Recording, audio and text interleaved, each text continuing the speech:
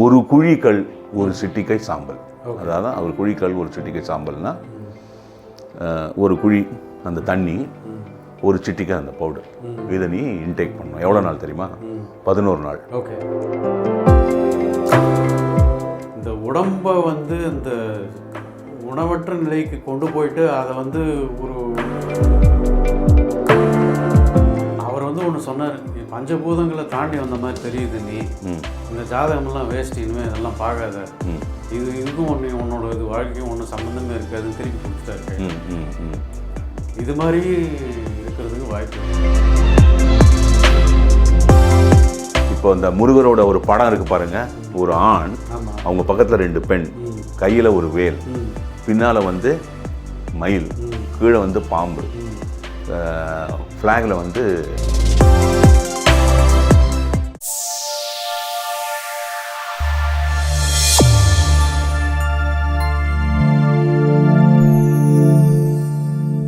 அனைவருக்கும் வணக்கம். நான் உங்கள் CKN. நான் என்னுடைய நண்பர் திரு ராஜேஷ் அவர்களுடன் சுவையான சில தலைப்புகளுக்கு கீழ் உரையாடி கொண்டிருக்கிறோம். இன்றும் ஒரு முக்கியமான ஒரு தலைப்பின் கீழ் தான் உரையாட இருக்கிறோம். நிகழ்ச்சிக்குள் செல்லலாம் வாருங்கள். வணக்கம் ராஜேஷ். இந்த உலகத்திலேயே ஒரு ஒரு பழமையான மொழி அப்படின்னு வந்து எல்லாரும் ஒத்துக்கிறது வந்து தமிழ். இது எவ்வளோ வயசு, எவ்வளோ பெருசு, அதெல்லாம் நமக்கு தெரியல. அதுக்கப்புறம் வந்து கிரந்தம் இருந்திருக்கு, அதுக்கப்புறம் வந்தது, அப்புறம் சமஸ்கிருதம், வடமொழி எல்லாம் சொல்லுவோம். இந்த தமிழ் பாரம்பரியத்தில் ஆயக்கலைகள் 64 அவங்கள வடிவமைச்சாங்க. இதுக்கு வந்து பெருசாக வந்து நம்ம இந்தந்த கலையை இவங்க தான் வடிவமைச்சாங்கன்னு சொல்கிறதுக்கு வந்து நம்மக்கிட்ட அந்த அளவுக்கு எவிடன்ஸ்லாம் இல்லை. லிமுரியா கண்டம் இருந்தது ஒரு காலகட்டத்தில், குமரி கண்டம் என்று சொல்வார்கள். அதில் ஒரு உயரிய நாகரிகம் வாழ்ந்திருக்கிறது. அவங்க பயன்படுத்திய மொழி தமிழாக இருந்திருக்கிறது. அதுக்கு உண்டான எவிடன்ஸ்லாம் கூட இந்தியன் ஓஷனில் கீழே கொஞ்சம் கொஞ்சம் பார்த்துருக்காங்க. இதெல்லாம் ஒரு பக்கம் இருக்கட்டும். இந்த 18 சித்தர்களுக்கு மிகப்பெரிய ஒரு முக்கியத்துவம் கொடுப்பார்கள் தமிழ் பாரம்பரியத்தில். இவங்கக்கிட்ட இருந்த ஒரு உயரிய ஒரு கலை, அந்த அந்தம் என்ற ஒரு கலை.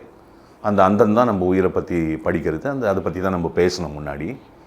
இதில் வந்து சாகாவரம் என்ற ஒரு தலைப்பு இருக்கிறது. ஒரு ஒரு ஒரு பெரிய ஒரு தொழில்நுட்பத்தை அவங்க வந்து பயன்படுத்தியிருக்காங்க. அதாவது எப்படின்னா, இந்த உயிரெழுத்து 12 வரும். அதனால் அந்த உயிரென்றதே அந்த உயிரெழுத்தில் தான் ஆரம்பிக்கும். ஊன்னு போட்டு ஆரம்பிக்கும். அந்த மாதிரி உங்களுக்கு அந்த உயிர் கலந்த அந்த மனித உடலின் இயக்கம், மனித உடலின் இயக்கம் வந்து உயிர் சம்பந்தப்பட்டது. அதனால் அதற்கு உடல் என்று பொருள். இந்த உயிர் பிரிந்து விட்டால் அது மெய்யெழுத்தில் வந்துடும், கூடு. ஏன்னா ஒரு பாடி தான் இருக்குது அங்கே. அதுக்கப்புறமா அவங்க பார்த்திங்கன்னா உங்களுக்கு காயம்னு ஒரு வார்த்தை கொடுத்துருப்பாங்க. கான்னா படைப்புன்னு பொருள். உயிர் மையெழுத்தில் முதல் எழுத்து இக்கர்னா.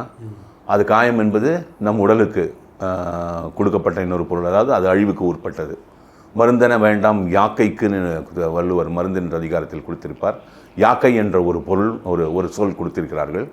இது வந்து அழிவுக்கு அப்பாற்பட்டது, அழிவுக்கு அப்பாற்பட்ட ஒரு உடல்நிலை. இதை தான் நம் மகாபாரதத்தில் நம் வியாச முனிவர் பீஷ்மர் என்ற அந்த ஒரு கேரக்டர் எடுத்துன்னு வரார். எப்படின்னா, பீஷ்மருக்கு வந்து சாகாவரம். அவர் எப்போ நினைக்கிறாரோ, அவர் எவ்வளோ நாள் ஒன்றா உயிர் வாழலாம். என்னைக்கு அவர் தான் நினைக்கிறாரோ இது போதும் எனக்கு, தன்னுடைய கட்டுப்பாட்டுக்குள் இருக்கும் அந்த உயிரை நீத்து விடுவார். அப்போ தான் அவர் இறக்கலாம். அவர் நினச்சார்னா எத்தனை 1000 வருஷம் ஒன்றாலும் உயிர் வாழலாம். சித்தர்கள் அனைவரும் இந்த சித்தர்களுக்கு வந்து இந்த 18 சித்தர்களுக்கு வந்து வரலாறு இருக்கிறது. அவர்கள் எழுதி விட்டு சென்ற குறிப்புகள் இருக்கிறது. அதில் அகத்தியர் வராரு, போகர் வராரு. அதுக்குள்ளெல்லாம் நம்ம போக வேணாம். இந்த 18 சித்தர்களுக்கு முக்கியத்துவம் கொடுக்குறாங்க. இவங்கெல்லாம் வந்து ஒரு மிகப்பெரிய காலகட்டம் உயிர் வாழ்ந்து 2000-3000 வருஷத்துக்கு மேல் உயிர் வாழ்ந்ததாக ஒரு சரித்திரமும் இருக்கிறது. ஆனால் இதற்கு ஒரு கலை இருக்கிறது அவர்களிடம். முப்பு என்று அழைப்பார்கள். முப்புன்றது ஒன்றும் இல்லை. இது வந்து ஒரு உயரிய ரசாயனம். அதாவது காத்தல், படைத்தல், காத்தல், அழித்தல்னு நம்ம 3ஆக பிரிக்கிறோம் இல்லையா? படைத்தல் வந்து பிரம்மம், காத்தல் வந்து விஷ்ணு, அழித்தல் வந்து சிவம் அப்படின்னு 3ஆக பிரிக்கிறோம். கரெக்டுங்களா?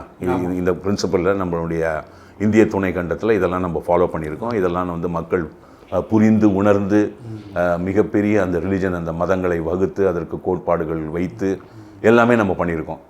இதில் வந்து இந்த தமிழ் பாரம்பரியத்தில் இவங்க முப்புன்னு ஒன்று கிரியேட் பண்ணுறாங்க. அது எப்படின்னா அது வந்து ஒரு உயரிய ஒரு ரசாயனம். அது வந்து ஒரு பவுடர்னு வச்சுப்போமே. இதில் என்ன இருக்குது அப்படின்னு கேட்டிங்கன்னா இதில் வந்து 3 பொருள் இருக்கிறது. இதில் அதை எந்த சோர்ஸ்லேருந்து தயாரிக்கிறாங்க, அதனுடைய ஃபார்முலா என்ன, அதெல்லாம் வந்து யாருக்குமே தெரியாது. அது ஏன் தெரியாதுன்னு சொல்கிறேன். நம்ம உடலை காக்கக்கூடியது வந்து உடல் இயக்கம் எல்லாத்துக்குமே வந்து இருக்கக்கூடியது. அதாவது உயிர் வந்து விவரிக்க முடியாத ஒரு சக்தி. உடல் என்பது ஒரு மாயை. ஆனால் இந்த உயிருக்கு எர்த் சூட், இந்த உயிருக்கு உடலில் உலகத்தில் கொடுக்கப்பட்டிருக்கிற அந்த ஒரு அமைப்பு, அந்த அங்கீகாரம் இந்த உடல், மாயை என்ற இந்த உடல். ஆனால் இந்த உடல் ஒரு பொருட்களினால் அமைக்கப்பட்டிருக்கிறது. ஃபைனலாக அது ஆட்டம், ஸ்ட்ரிங்கு, வேவ்னு போயிடுது, மாயையாக போயிடுது. ஆனால் உயிரோடு இருக்கும்போது அது பொருளாக இருக்குது. இந்த பொருள் நீண்டு நிலைத்து இருக்க வேண்டும் என்றால் இந்த முப்பின் ரசாயனத்திற்குள்ளே அவர்கள் வருகிறார்கள். இந்த உடலில் நீங்கள் பார்த்தீங்கன்னா மாடர்ன் சயின்ஸ் பிரகாரம் கால்சியம், சோடியம், பொட்டாசியம் மெட்டபாலிசம், இதான் 3 மெயின் இயக்கத்துக்கு. இதை தான் அவங்க எடுத்துன்னு வராங்க. ஒரு மிக உயரிய சுண்ணாம்பு சத்து கால்சியம், சோடியம், பொட்டாசியம். அதை எந்த சோர்ஸ்லேருந்து அவங்க எடுத்துன்னு வராங்க, என்ன காம்பினேஷனில் எடுத்துன்னு வராங்கன்னு தெரியாது. முப்பு என்பது ஒரு உயிர்கொல்லி. உன்னாலும் என்னாலும் அதை தாங்க முடியாது. நீ முப்பு சாப்பிட்டா நீ நானும் செத்துருவோம். நீ வந்து உணவற்ற நிலைக்கு செல்ல வேண்டும். உணவற்ற நிலையில் இருக்க வேண்டும். குளுக்கோஸ் மெட்டபாலிசம் கீழே நீ வரமாட்ட, காஸ்மிக் மெட்டபாலிசம் கீழே வந்துடுவேன். ஓகேங்களா? அப்போ தான் வந்து நீ ஞானி ஆகிற, ஆல்கலி ஆகி. அந்த ஞானமான பிறகு இந்த பிரபஞ்சத்தை உணர்ந்து கொள்கிறாய். இந்த இந்த இந்த இயற்கையில் உள்ள தோற்றங்கள், இது இந்த மாயை, எது பர்மனன்ட், எது நான் பர்மனன்ட், எது மாட்டல், எது இம்மாட்டல், எல்லாத்தையுமே நீ தெரிஞ்சுக்கிற. பற்றற்ற நிலைக்கு வந்துடுற. அதுக்கப்புறம் தான் நீ இதுக்குள்ளே வர. இதுக்குள்ளே வந்து இதை நீ ஒரு ஞானி மட்டுமே தயாரிக்க முடியும். அது எந்த சோர்ஸ்லேருந்து எடுத்து தயாரிக்கிறான் அப்படின்றது நமக்கு தெரியாது. அதுக்கு வந்து ஒரு ஃபார்முலா கூட இருக்குது. அந்த ஃபார்முலாலாம் நீ டீகோட் பண்ண முடியாது. சாகா தலை, வேகா கால், போகா புனல், இது 3 தெரிஞ்சதுன்னா நீ பண்ணலாம். சாகா தலை, வேகா கால், போகா புனல். இது வந்து கிரிப்டிக்கா சொல்லியிருப்பாங்க. அவ்வளோதான், க்ளீனாக கொடுத்துட்டாங்க. புனல்னா தண்ணி. ஓகே. இப்போ இதில் எப்படி வருதுன்னா 120 வருஷம் ஒரு மனிதனின் வாழ்க்கை காலகட்டம். இந்த 120 வருஷம் வந்து ஜாதக பிரகாரம் எல்லா திசா புக்திகளும் முடிஞ்சதுன்னா 9 கிரகத்தினுடைய திசைகள் முன்னா 120 வருஷம். இந்த 120 வருஷத்துக்கு அப்புறம் நீ செத்து தான் ஆகணும். அதுக்கு மேலே கிடையாது உனக்கு. நம்ம நடுவிலேயே செத்து போகிறோம். 60 வயசுல, 70 வயசுல, 80 வயசுல, 90 வயசுல, வாட் எவர். இந்த 120 வருஷத்துக்கு ஒரு வாட்டி இவங்க என்ன பண்ணுறாங்கன்னா, அதாவது அது பண்ணும்போது அந்த அந்த அந்த அந்த கால்சியம், சோடியம், பொட்டாசியம் ஒரு இது வருது, ஒரு அமௌண்ட், அந்த பவுடர் வாட் எவர், ஒரு தண்ணியும் வரும். அதுதான் அந்த உயரிய நீர். அதுக்கு நிறைய பேர்லாம் இருக்குது, அதுக்குள்ளே போவேன்னா. இந்த கோயிலெல்லாம் போனால் தீர்த்தம் கொடுப்பாங்க, இப்படி கையில் வாங்குவோம் தெரியுமா, உள்ளங்கையில் போடுவாங்க ஒரு கரண்ட், அதை எடுத்து நம்ம குளிச்சிடுவோம். இதுக்கு பேர் வந்து ஒரு குழின்னு பேர். ஒரு குழிக்கல் ஒரு சிட்டிக்கை சாம்பல். அதாவது ஒரு குழிக்கல் ஒரு சிட்டிக்கை சாம்பல்னா ஒரு குழி அந்த தண்ணி, ஒரு சிட்டிக்கை அந்த பவுடர். இதை நீ இன்டேக் பண்ணணும். எவ்வளோ நாள் தெரியுமா? 11 நாள். அதை நீ இன்டேக் பண்ணினா அதை தாங்கக்கூடிய உடல் பக்குவம் உனக்கு இருக்குது. ஏன்னா இது வந்து ஆல்கமியில் வரும், அட்டாமிக்கில் வரும். இது வந்து ரொம்ப பவர்ஃபுல் மெட்டீரியல். அது இப்படி வச்சுன்னா ஓட்டை போட்டு கீழே வந்துடும். அவங்களுக்கு வராது. அதனால் அதை வந்து அவங்க 11 நாள் இன்டேக் பண்ணுறாங்க. 11 நாள் இன்டேக் பண்ண உடனே இன்னொரு 115வது வருஷம் வந்து இன்டேக் பண்ணோன்னா இன்னொரு 120 வருஷம் இன்க்ரீஸ் பண்ணிப்பான்.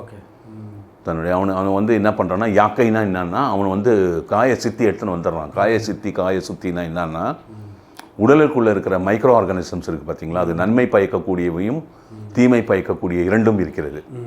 உடலில் உள்ள மைக்ரோ ஆர்கானிசம்ஸ் வந்து மெயினாக வந்து உள்ளே இருக்கக்கூடிய நுண்கிருமிகளின் அந்த உலகம் நம் உணவை சார்ந்து இருக்கும்.